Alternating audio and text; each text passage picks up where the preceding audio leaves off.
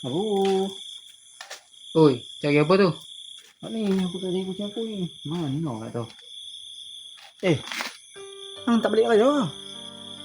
Rasanya tak balik kot. Lah, siapa tak balik raya? Malah lah balik. Rumah mak aku tu sempit sikit. Hang jangan cakap macam tu.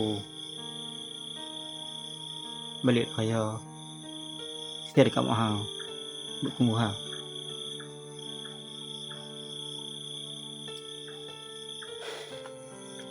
Hang jangan jadi macam aku tau. Aku ni mak dah tak ada dah.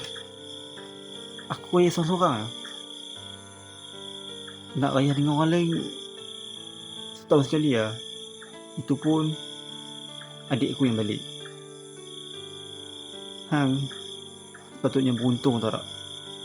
Hang masih lagi ada mak, masih lagi ada ayah.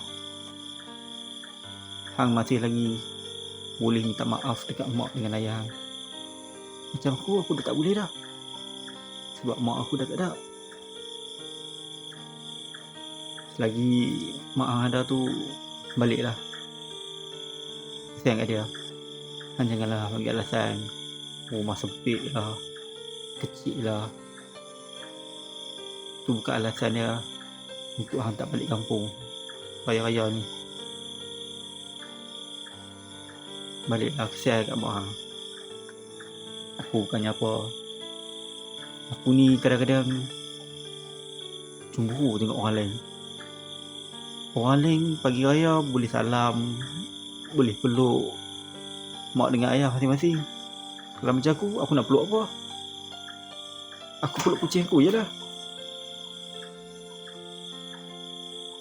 Beruntung tak?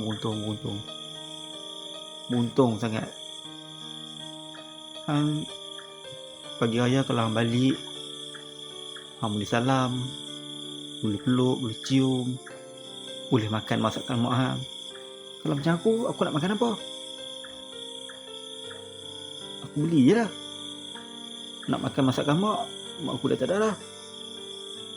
Kalau mak hang tak ada nanti, baru hang akan rasa apa itu erti kehilangan.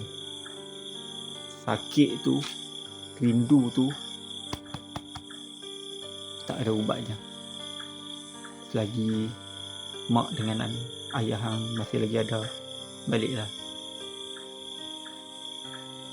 Kalau kata rumah tu kecil, buatlah apa yang patut untuk selesaikan kalau hampa tu balik kampung. Hampa ada lagi kan adik-adik lain. Pakat-pakatlah buat apa yang patut untuk keselesaan hampa kalau nak balik ni. Bukan untuk hampa saja, untuk mak pak hampa juga. Baliklah. Siap dia. Sempat lagi ni. Kalau mak hang dah tak ada, jangan menyesal.